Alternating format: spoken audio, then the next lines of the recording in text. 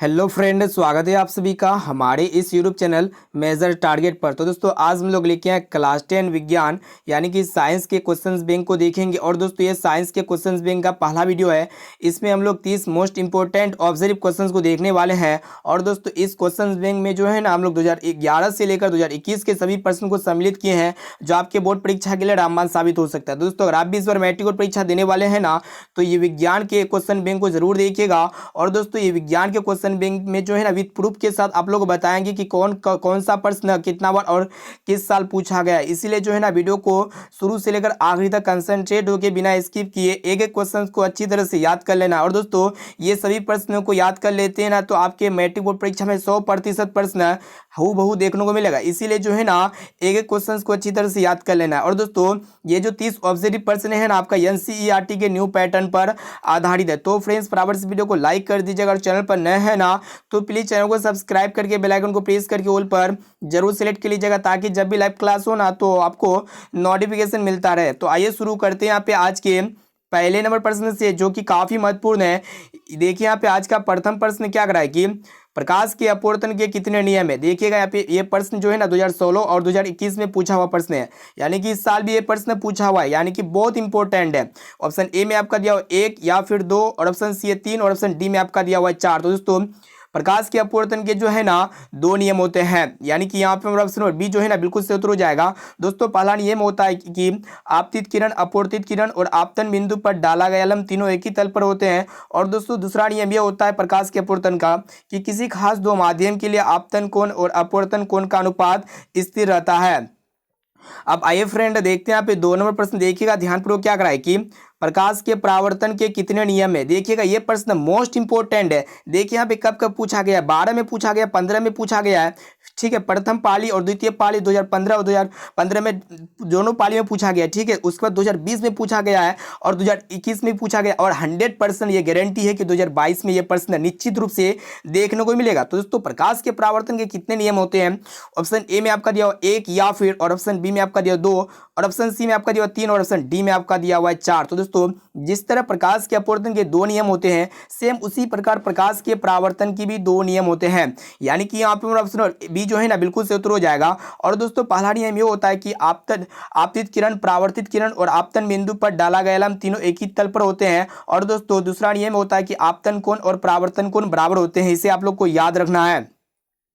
अब चलिए फ्रेंड देखते हैं यहाँ पे अगला प्रश्न। देखिए यहाँ पे 3 नंबर प्रश्न क्या करा है कि निम्न में से कौन सा पदार्थ लेंस बनाने के लिए प्रयुक्त नहीं किया जा सकता है। मोस्ट इंपोर्टेंट है। और ये प्रश्न जो है ना 2012 और 2017 में पूछा गया है, और 100% गारंटी है कि इस बार निश्चित रूप में 2022 में देखने को मिलेगा। तो दोस्तों ऑप्शन ए में आपका दिया जल या फिर कांच, और ऑप्शन सी है प्लास्टिक, और ऑप्शन डी में आपका दिया हुआ मिट्टी। तो दोस्तों हम लोग मिट्टी का प्रयोग जो है ना लेंस बनाने के लिए नहीं करते हैं।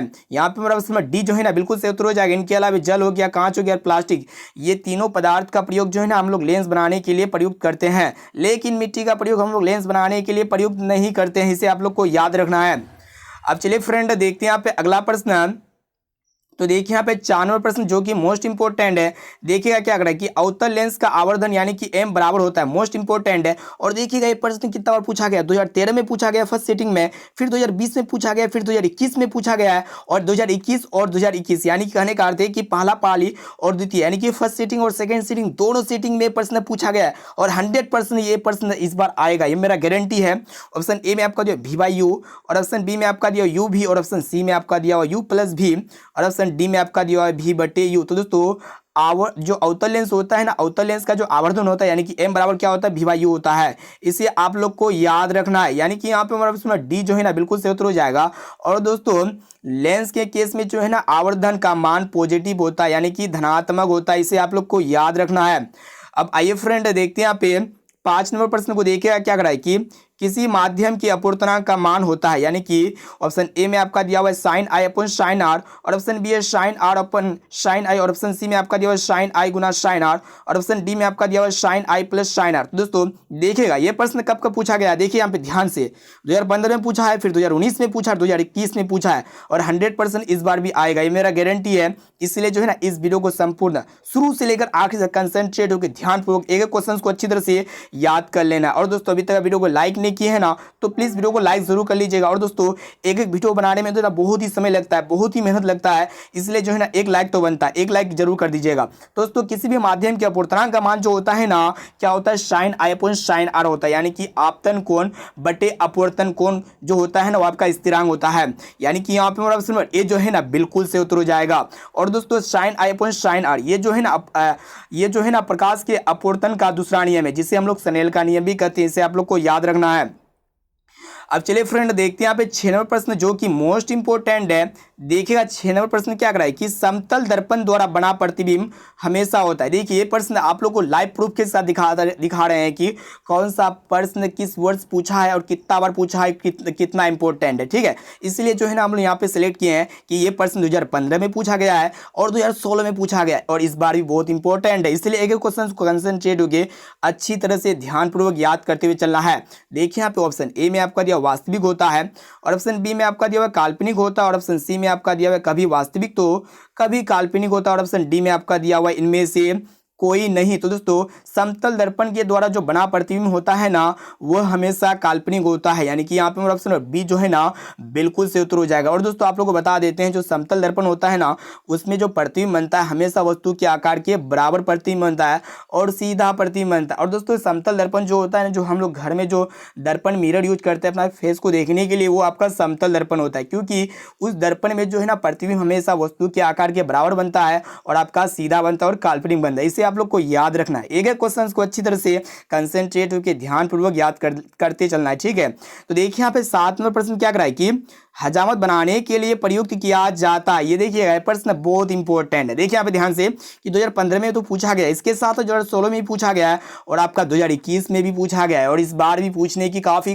संभावना है, इसलिए इस क्वेश्चन को अच्छी तरह से ध्यानपूर्वक, बहुत इंपॉर्टेंट है प्रश्न।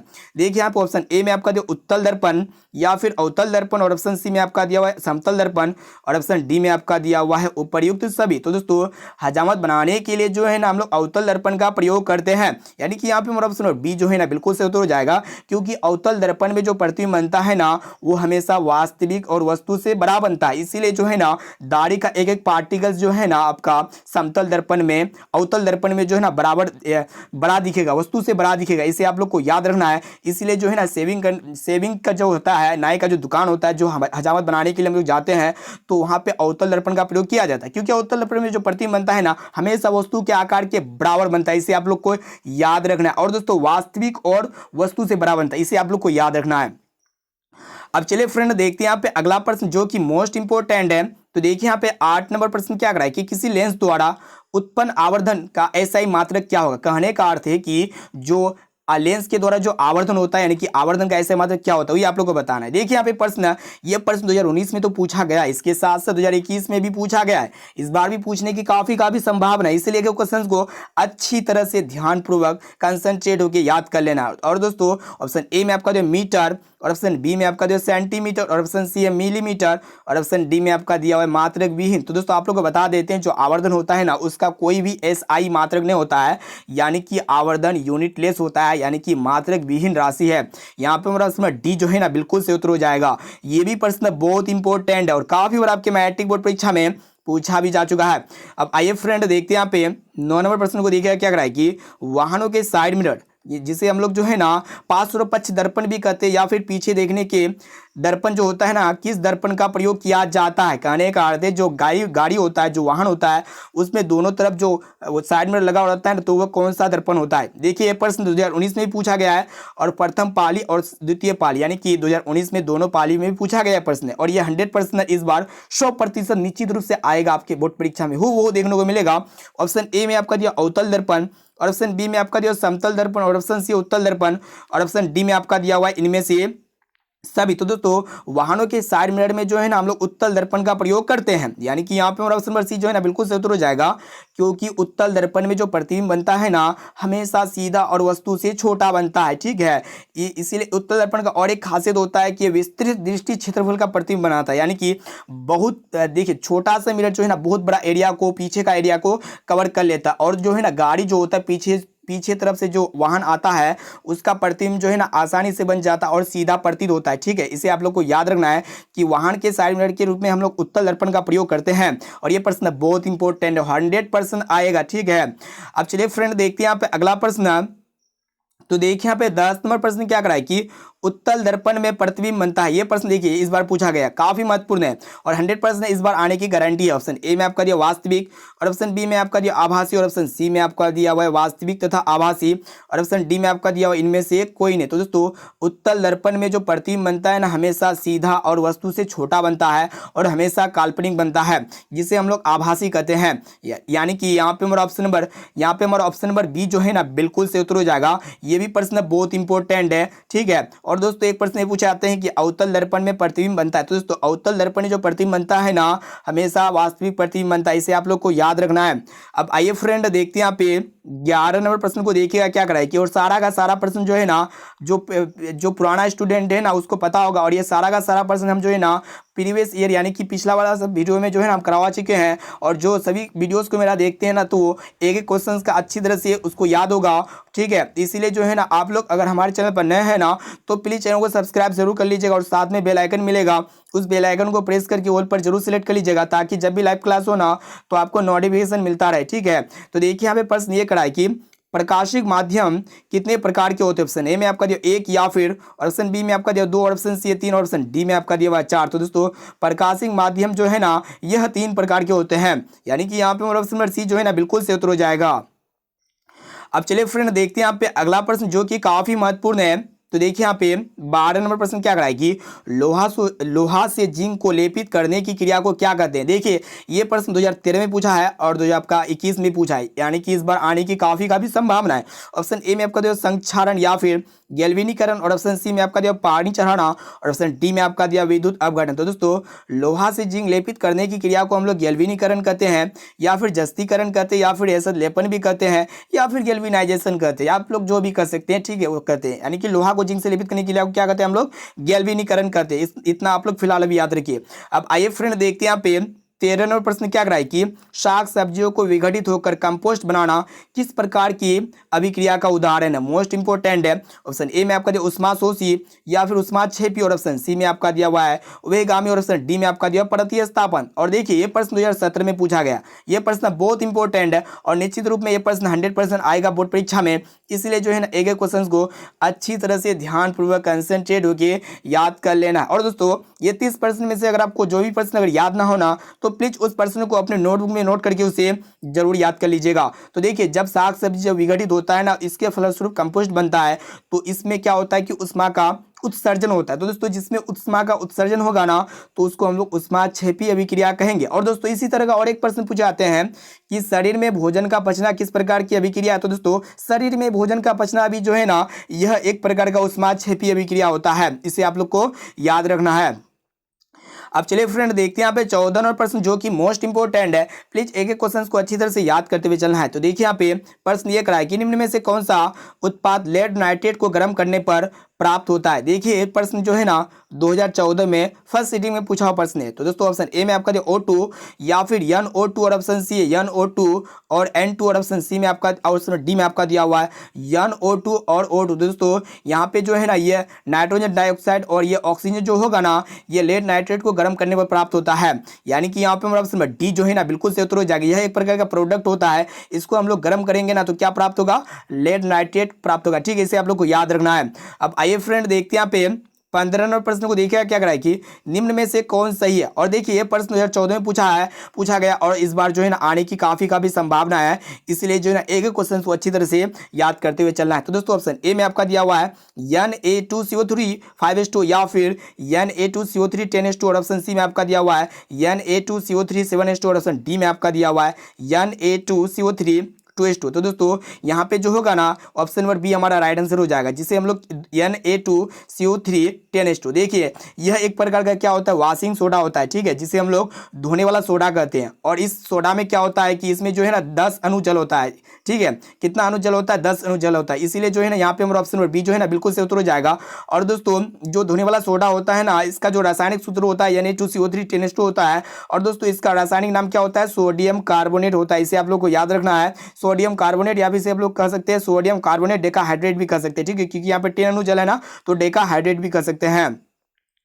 अब चलिए फ्रेंड देखते हैं यहाँ पे 16 नंबर प्रश्न देखिएगा। ये प्रश्न 2020 में पूछा गया, ठीक है, और काफी महत्वपूर्ण है और सेकंड सीटिंग में पूछा हुआ प्रश्न है। देखिए यहाँ पे समीकरण 2H2O plus O2 tends to 2H2O, यह एक प्रकार का क्या वही आप लोग को बताना है। तो दोस्तों ऑप्शन ए में आपका दिया संयोजन अभिक्रिया या फिर वियोजन अभिक्रिया, ऑप्शन सी में आपका दिया अवक्षेपण अभिक्रिया और ऑप्शन डी में आपका दिया उदासीनीकरण अभिक्रिया। तो दोस्तों यहाँ पे क्या हो रहा है, हाइड्रोजन जो है ना ऑक्सीजन से संयोग करके जल नामक द्रव बनाता है। और दोस्तों यहाँ पे हम लोग जानते हैं जो संयोजन अभिक्रिया होता है ना, इसमें संयोजन होता है, ठीक है। संयोजन अभिक्रिया में क्या होता है कि दो या दो से छोटे अणु मिलकर बड़े अणु का निर्माण करता है। तो यहाँ पे हाइड्रोजन और ऑक्सीजन ये दो छोटा अणु होता है और ये मिलकर के जो है ना एक जल नामक द्रव का निर्माण करता है जो कि बड़ा अणु होता है। यह एक प्रकार का संयोजन अभिक्रिया का उदाहरण है, यानी कि यहाँ पे हमारा ऑप्शन बी जो है ना बिल्कुल से उत्तर हो जाएगा। अब आइए फ्रेंड देखते हैं यहाँ पे 17 नंबर प्रश्न देखिएगा। प्लीज वीडियो को संपूर्ण शुरू से लेकर आखिर तक जरूर देखिएगा और सभी प्रश्न बहुत इंपॉर्टेंट है और सभी प्रश्न जो है ना आपके बोर्ड परीक्षा में पूछा हुआ प्रश्न है और यहाँ पे आप लोग को जो है ना लाइव प्रूफ के साथ दिखाते हैं, देखिएगा विद लाइव प्रूफ। तो ये प्रश्न इस बार सेकंड सीटिंग के क्वेश्चन पेपर पे आया हुआ प्रश्न है। देखिए यहाँ पे 2021 में सेकंड सीटिंग पे द्वितीय पाली में आया हुआ है और काफी महत्वपूर्ण है और इस बार भी आ सकता है, इसीलिए जो है ना एक एक क्वेश्चन को कंसेंट्रेट होकर अच्छी तरह से ध्यानपूर्वक याद करते हुए चलना है। तो देखिए यहाँ पे प्रश्न ये कराया कि निम्न में कौन ऑक्सीकरण की क्रिया नहीं, ऑप्शन ए में आपका दिया हुआ दहन या फिर शोषण और ऑप्शन सी में आपका दिया हुआ भोजन का पचना और ऑप्शन डी में आपका दिया हुआ अवक्षेपण। तो दोस्तों ऑक्सीकरण की क्रिया में क्या होता है कि जिसमें ऑक्सीजन का योग होता है, यानी कि जिसमें ऑक्सीजन की जरूरत पड़ता है। तो दोस्तों जब दहन होता है यानी कि कोई भी चीज़ जलता है ना तो ऑक्सीजन होना चाहिए तभी कोई चीज़ जलेगा। और इसके साथ से जब हम लोग सांस लेते हैं तो ऑक्सीजन की आवश्यकता होता है, यानी कि हम लोग ऑक्सीजन को लेते हैं तो यह एक प्रकार का ऑक्सीकरण क्रिया होता है। और भोजन का पचना, तो दोस्तों हम लोग जब सांस लेंगे तो उस समय भोजन तो पचेगा ना, अगर सांस नहीं लेंगे तो भोजन पचेगा नहीं पचेगा। तो इसके फलस्वरूप हम लोग इसमें भी क्या होता है कि ऑक्सीजन का योग होता है। लेकिन अवक्षेपण जो होता है, अवक्षेपण अभिक्रिया एक ऐसा अभिक्रिया होता है जिसमें ऑक्सीजन का जरूरत नहीं होता है, यह एक प्रकार का ऑक्सीकरण की क्रिया नहीं है, यानी कि यहाँ पे हमारा इसमें डी जो है ना बिल्कुल से उत्तर हो जाएगा। और दोस्तों ये भी प्रश्न बहुत इंपॉर्टेंट है और काफी बार आपके मैट्रिक बोर्ड परीक्षा में पूछा भी जा चुका है। अब चलिए फ्रेंड देखते हैं यहाँ पे, देखिए यहाँ पे 18 नंबर प्रश्न देखिएगा क्या कराए कि कोई विलयन लाल लिटमस पत्र को नीला कर देता है, इसका पीएच मान संभवतः कितना होगा। काफी महत्वपूर्ण है और दोस्तों ये प्रश्न 2012 में पूछा हुआ है और 2013 में भी पूछा हुआ है और ये प्रश्न 100% 100% हम बोल रहे हैं, गारंटी के साथ बोलते हैं कि ये प्रश्न 2022 में आएगा, ये मेरा गारंटी है। इसलिए जो है ना एक क्वेश्चन को अच्छी तरह से याद करते हुए चलना है। दोस्तों हम लोग जानते हैं जो क्षार होता है ना वो लाल लिटमस पत्र को नीला कर देता है और दोस्तों क्षार का पीएच मान कितना होता है, 7 से अधिक होता है। अगर हम लोग सभी चार ऑप्शंस को देखते हैं तो ऑप्शन ए में आपका दिया 1 जो कि 7 से कम है, ये नहीं होगा। और ऑप्शन बी में आपका दिया 4 जो कि 7 से कम है और ऑप्शन सी में आपका दिया 5 ये जो कि 7 से कम है। और दोस्तों ये 10 जो है ना 7 से अधिक होता है और क्षार जो होता है ना लाल लिटमस पत्र को नीला कर देता है, इसलिए जो है ना ये हमारा ऑप्शन नंबर डी बिल्कुल से उत्तर हो जाएगा। अब आइए फ्रेंड देखते हैं यहाँ पे 19वां प्रश्न देखिएगा क्या कराए कि किसी भी उदासीन विलयन का जो पीएच मान होता है ना कितना होता है वही आप लोगों को बतलाना है। देखिए प्रश्न 2013 में पूछा हुआ है और 2015 में भी पूछा हुआ है, यानी कि बहुत इंपॉर्टेंट है और 100% ये प्रश्न इस बार आएगा, ये मेरा गारंटी है। ऑप्शन ए में आपका दिया 5 या फिर 7 और ऑप्शन सी में आपका दिया 14 और ऑप्शन डी में आपका दिया 0। तो दोस्तों उदासीन विलयन का जो पीएच मान होता है ना 7 होता है, यानी कि यहाँ पे हमारा ऑप्शन बी जो है ना बिल्कुल से उत्तर हो जाएगा। और दोस्तों आप लोग को बता देते हैं कि जिस भी विलयन के पीएच का मान 7 से कम होता है वो आपका क्या होता है, अम्लीय होता है। और दोस्तों जिस भी विलयन का पीएच मान 7 से अधिक होता है वो आपका क्षारीय होता है, इसे आप लोग को याद रखना है। और उदासीन विलयन का पीएच मान कितना होता है, 7 होता है, इसे आप लोग को याद रखना है। अब चलिए फ्रेंड देखते हैं यहाँ पे अगला प्रश्न। तो दोस्तों अभी तक वीडियो को लाइक नहीं किए हैं ना तो प्लीज़ वीडियो को लाइक जरूर कर दीजिएगा। और दोस्तों एक एक क्वेश्चन को जो है ना बहुत ही मेहनत से टाइप किया जाता है और बहुत ही मेहनत से एक क्वेश्चन को बताए जाते हैं, ठीक है। एक लाइक तो बनता है, एक लाइक आप लोग जरूर कीजिएगा। आप जो है ना लाइक कीजिएगा तभी हमको जो है ना मोटिवेट मिलेगा, तभी आपके लिए जो है ना एक से एक अच्छा वीडियो एक से एक कॉन्टेंट लेके आएंगे, ठीक है। इसलिए वीडियो को लाइक जरूर कर दीजिएगा। तो देखिए यहाँ पे 20 नंबर प्रश्न क्या कराए कि निम्नांकित में से कौन लवण है। तो दोस्तों यहाँ पे आप लोगों को सोल्ट को पहचाना कि कौन सोल्ट है। ये देखिए ये प्रश्न 2015 में प्रथम सिटी में पूछा हुआ और द्वितीय पाली यानी कि 2020 में भी पूछा हुआ प्रश्न है, ठीक है, यानी कि बहुत इंपॉर्टेंट है। और ये प्रश्न 100% 100% इस बार मैट्रिक के बोर्ड परीक्षा में देखने को मिलेगा। तो दोस्तों यहाँ पे आप लोगों को बताने की कौन लवण है। ऑप्शन ए में आपका दिया HCl या फिर NaOH और ऑप्शन सी में आपका दिया हुआ K2SO4 और ऑप्शन डी में आपका दिया हुआ NH4OH। तो दोस्तों आप लोग को बता देते हैं जो लवण होगा ना K2SO4 हो जाएगा, यानी कि पोटेशियम सल्फेट एक प्रकार का क्या होगा क्या हो जाएगा, लवण हो जाएगा। इनके अलावा आपका HCl होगा, यह एक प्रकार का क्या होता है, अम्ल हो जाएगा। और दोस्तों NaOH और आपका NH4OH यानी कि यह दोनों क्या है, एक प्रकार का क्षार, इसे आप लोग को साथ में याद रखना है।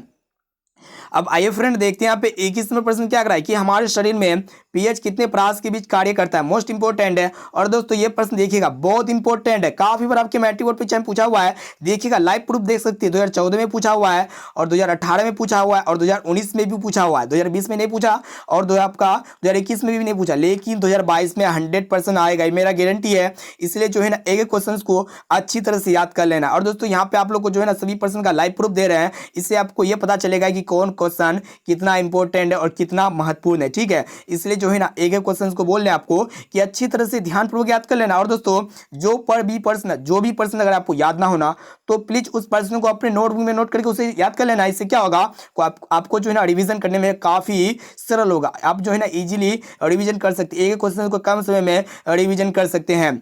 अब देखिए यहाँ पे ऑप्शन ए में आपका दिया हुआ है 6.0 से लेकर 6.8 या फिर 6.7 से 6. यहाँ पे आप लोग को 7.0 से 7.8 है। और ऑप्शन सी में आपका दिया हुआ है 2.1 से 3.8 या फिर 5.1 से 5.8। तो दोस्तों हमारे शरीर के जो पीएच का मान होता है ना, वो कितना रेंज का होता है दोस्तों, 7.0 से 7.8 के बीच होता है। यानी कि यहाँ पे ऑप्शन बी जो है ना बिल्कुल सही उत्तर हो जाएगा। और दोस्तों एक प्रश्न ये भी पूछे आते हैं कि मानव शरीर का रक्त का पीएच मान कितना होता है, 7.4 होता है। इसे आप लोग को याद रखना है, रक्त का पीएच मान कितना होता है, 7.4, बहुत इंपॉर्टेंट है। अब चलिए फ्रेंड देखते हैं यहाँ पे अगला प्रश्न जो कि काफी महत्वपूर्ण है। देखिएगा 22 नंबर प्रश्न क्या कर रहा है कि बेकिंग पाउडर का अनुसूत्र क्या होता है। देखिए ये प्रश्न कब पूछा गया है, 2013 में पूछा हुआ है, ठीक है, और 2014 में पूछा हुआ है। यानी कि ये प्रश्न निश्चित रूप से 2022 के मैट्रिक बोर्ड परीक्षा में, फाइनल मैट्रिक बोर्ड परीक्षा में हूबहू देखने को मिलेगा। तो दोस्तों बेकिंग पाउडर का जो अनुसूत्र होता है ना, क्या होता है वही आप लोग को बताना है। तो दोस्तों ऑप्शन ए में आपका दिया हुआ है Na2CO3 या फिर CaCO3 और ऑप्शन सी में आपका दिया हुआ है NaHCO3 और ऑप्शन डी में आपका दिया हुआ है NaNO3। तो दोस्तों बेकिंग पाउडर का जो अनुसूत्र होता है ना, NaHCO3 होता है, जिसे हम लोग सोडियम हाइड्रोजन कार्बोनेट कहते हैं। यहाँ पे हमारा ऑप्शन नंबर सी जो है ना बिल्कुल सही उत्तर हो जाएगा। अब आइए फ्रेंड देखते हैं यहाँ पे 23वें प्रश्न को। देखिएगा क्या कर रहा है कि निम्नलिखित में से सबसे प्रबल लवण कौन है। यानी कि यहाँ पे आप लोगों को बताना है कि जो स्ट्रॉन्ग सॉल्ट है ना कौन है, जिसे हम लोग प्रबल लवण कहते हैं। तो यहाँ पे ऑप्शन ए में आपका दिया NaCl या फिर ऑप्शन बी में आपका दिया CaCl2 या फिर BaSO4, ऑप्शन डी में आपका दिया हुआ LiCl। तो दोस्तों जो प्रबल लवण होगा ना NaCl हो जाएगा, जिसे हम लोग लवण कहते हैं, ठीक है। यहाँ पे ऑप्शन नंबर ए जो है ना बिल्कुल से उत्तर हो जाएगा। और दोस्तों ये प्रश्न आपका 2021 में पूछा हुआ है द्वितीय पाली में, ठीक है। यानी कि ये प्रश्न बहुत इंपॉर्टेंट है और देखिएगा आप लोग को पता चलेगा कि कौन क्वेश्चन किस तरह का है। और सारा का सारा क्वेश्चन जो है ना हम लोग पिछला वाला वीडियो में करा चुके हैं। अगर मेरा जो भी पुराना स्टूडेंट है इस वीडियो को देख रहे हैं ना, तो उसको पता चलेगा कि सर जो है ना कौन कौन सा क्वेश्चन कराए और कौन कौन सा क्वेश्चन नहीं कराए, ठीक है। आपको जो है ना पूरा क्वेश्चन याद होगा 100%, हम गारंटी के साथ करते हैं। अगर आप पढ़ाई में ध्यान देते हैं तो आप लोग जो है ना सारा का सारा क्वेश्चन का आंसर जो है ना इजिली चुटकियों में बता सकते हैं, ठीक है। इसलिए जो है ना एक एक क्वेश्चन को हम बोल रहे हैं कि जो भी प्रश्न अगर आपको याद ना हो ना, तो प्लीज उस प्रश्न को नोट करके उसे जरूर याद कर लीजिएगा। और जो भी क्वेश्चन है आपका कंफ्यूजन हो रहा है या फिर आपको किसी में भी दिक्कत हो रहा है ना, तो आप लोग हमें कमेंट कीजिए, हम जो है ना आपका कमेंट का रिप्लाई जरूर करेंगे। अब चलिए फ्रेंड देखते हैं यहाँ पे 24वां प्रश्न काफी महत्वपूर्ण है। तो देखिएगा क्या कर रहा है कि दांतों को साफ करने के लिए दंत मंजन, जिसे हम लोग क्या कहते हैं टूथपेस्ट कहते हैं, प्राय होता है। और देखिएगा ये प्रश्न 2019 में पूछा हुआ है और 2020 में पूछा हुआ है। यानी कि ये प्रश्न 100% 2022 में आएगा, ठीक है, बहुत इंपॉर्टेंट है। ऑप्शन ए में आपका दिया क्षारीय या फिर अम्लीय और ऑप्शन सी में आपका दिया हुआ है लवण युक्त और ऑप्शन डी में आपका दिया हुआ है इनमें से कोई नहीं। तो दोस्तों दांतों को साफ करने के लिए जो दंत मंजन होता है, जिसे हम लोग टूथपेस्ट कहते हैं, यह क्या होता है, लवण युक्त होता है। यानी कि यहाँ पे ऑप्शन नंबर सी जो है ना बिल्कुल सही उत्तर हो जाएगा। अब आइए फ्रेंड देखते हैं यहाँ पे 25 नंबर प्रश्न क्या कर रहा है कि मनुष्य में वीर्य संबंधित है, मोस्ट इंपोर्टेंट है। और देखिएगा ये प्रश्न 2013 में पूछा हुआ है और कितना साल बाद 2020 में पूछा हुआ है और इस बार भी आएगा, 100% आएगा ही। ऑप्शन ए में आपका दिया पोषण से या फिर शोषण से और ऑप्शन सी में आपका दिया उत्सर्जन से और ऑप्शन डी में आपका दिया परिवहन से। तो दोस्तों मनुष्य में जो वीर्य संबंधित होता है ना, उत्सर्जन से होता है। यानी कि यहाँ पे ऑप्शन नंबर सी जो है ना बिल्कुल सही उत्तर हो जाएगा। और दोस्तों मानव शरीर में जो है ना एक जोड़ा वीर्य पाया जाता है, साथ में से भी आप लोग को याद रखना है, जिसे हम लोग क्या कहते हैं, किडनी कहते हैं, ठीक है, किडनी कहते हैं।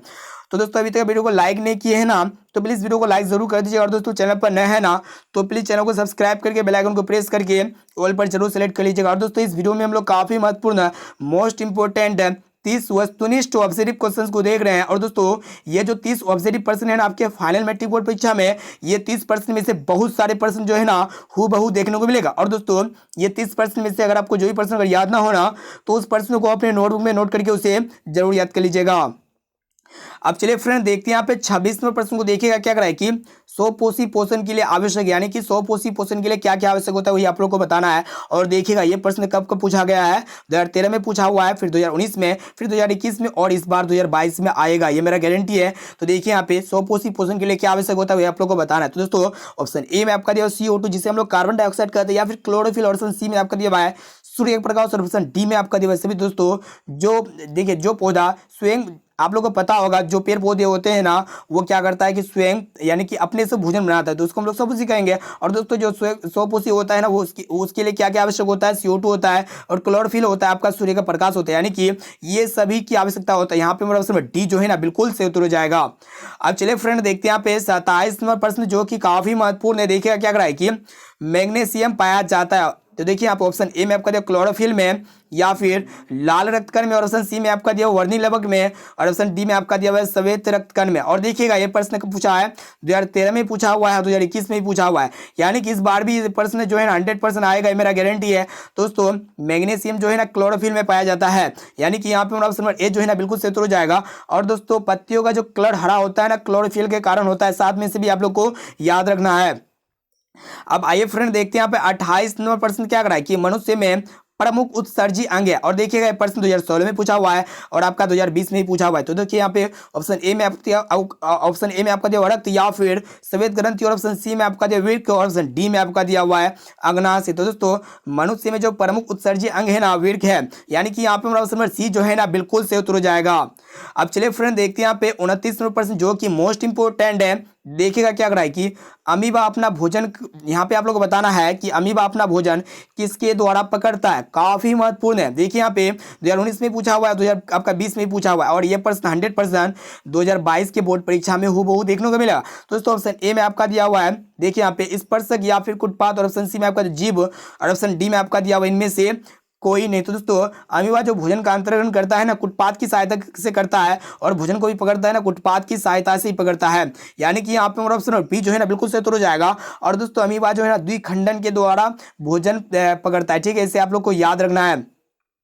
अब आइए फ्रेंड देखते हैं यहाँ पे आज का लास्ट और अंतिम प्रश्न जो कि मोस्ट इंपोर्टेंट है। देखिए यहाँ पे क्या करा है कि निम्नलिखित में से कौन मलेरिया परजीवी है, काफी महत्वपूर्ण है। ऑप्शन ए में आपका दिया प्लाज्मोडियम, या फिर लिस्मैनिया, और ऑप्शन सी में आपका दिया प्रोटोजोआ, और ऑप्शन डी में आपका दिया इनमें से कोई नहीं। और देखिए ये प्रश्न 2019 में सिर्फ पूछा हुआ है, और ये प्रश्न 100% आएगा, काफी चांस है। इसलिए जो है ना आप लोग को बताते हैं ना कि जो भी क्वेश्चन हम कराएंगे, ठीक है, क्वेश्चन बैंक से रिलेटेड जितना भी प्रश्न कराएंगे, और मॉर्निंग टाइम में जो भी क्लास होता है ना उस क्लास को जरूर कीजिएगा, और आपका दोपहर में भी क्लास होता है, ठीक है, तीनों क्लास को आप लोग को करना है, ठीक है। इससे क्या होगा, आप जो है ना, और मेरा जीत है और आपका भी जीत होना चाहिए कि आपका भी देखिए 480 प्लस मार्क्स कैसे आएगा, आपको जो है ना डेली क्लास करना होगा और एक एक क्वेश्चन को अच्छी तरह से याद कर लेना होगा, ठीक है। और आपको जो है ना डेली मन से दिल से पढ़ाई करना होगा, 2 से 3 घंटा पढ़िए, लेकिन आप जो है मन से पढ़िए। और हम जितने भी क्वेश्चन को बता रहे हैं ना, सारा क्वेश्चन एक एक क्वेश्चन को अच्छी तरह से याद कर लीजिएगा। और देखिए हम जो है ना आप लोग को लाइव प्रूफ के साथ भी बताते हैं कि कौन क्वेश्चन कितना इंपॉर्टेंट है। ऐसे में तो हम आप लोग को बहुत सारा क्वेश्चन बता चुके हैं,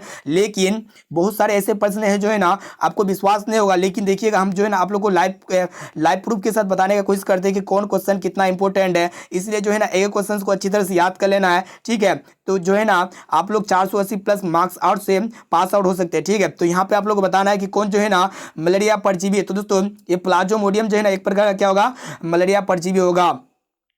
अब चलिए फ्रेंड देखते हैं यहाँ पे अगला प्रश्न। तो दोस्तों यहाँ पे देखिएगा आज का होमवर्क प्रश्न जो आज स्पेशली आपके लिए तैयार किया गया है। देखिए यहाँ पे क्या कर रहा है कि किसी पारदर्शी माध्यम में प्रकाश किरणें गमन करती है। ऑप्शन ए में आपका दिया सीधी रेखा में, या फिर वक्र रेखा में, और ऑप्शन सी में आपका दिया टेढ़ी मेढ़ी रेखा में, और ऑप्शन डी में आपका दिया हुआ इनमें से कोई नहीं। तो दोस्तों इसका राइट आंसर क्या होगा आप लोग कमेंट करके जरूर बताइएगा। और दोस्तों साथ में ये भी बताना है कि ये 30 प्रश्न में से पहले से आप लोग को कितना प्रश्न याद था, आप लोग इसका भी जवाब हमें कमेंट करके जरूर बताइएगा। और ये जो 30 ऑब्जर्व प्रश्न है ना आपके फाइनल मैट्रिक बोर्ड परीक्षा में बहुत सारे प्रश्न जो है ना हूबहू देखने को मिलेगा। और दोस्तों ये 30 प्रश्न में से अगर आपको जो भी प्रश्न अगर याद ना हो ना, तो प्लीज उस प्रश्न को अपने नोटबुक में नोट करके उसे जरूर याद कर लेना है। इससे क्या होगा आप जो है ना इजीली सभी प्रश्न का आंसर चुटकियों में दे सकते हैं। अब चलिए फ्रेंड देखते हैं यहाँ पे दोस्तों अभी तक वीडियो को लाइक नहीं किए हैं ना, तो प्लीज वीडियो को लाइक जरूर कर दीजिएगा। और दोस्तों हमारे चैनल पर नए हैं ना, तो प्लीज चैनल को सब्सक्राइब जरूर कर लीजिएगा। और दोस्तों इस वीडियो को अपने दोस्तों में एक बार जरूर शेयर कीजिए, ताकि वो भी भी बोर्ड परीक्षा में जो है ना 480 प्लस मार्क्स से जो है ना पास आउट हो सकते हैं। दोस्तों फटाफट से वीडियो को लाइक जरूर कर दीजिएगा और दोस्तों वीडियो को संपूर्ण शुरू से लेकर आखिरी तक देखने के लिए थैंक यू। और आप लोग हमें कमेंट करके जरूर बताइएगा कि ये 30% में से पहले से आप लोग को कितना प्रश्न याद था। इसका जवाब आप लोग हमें कमेंट करके जरूर बताइएगा। दोस्तों फिर मिलते हैं जल्द ही अगले वीडियो पे।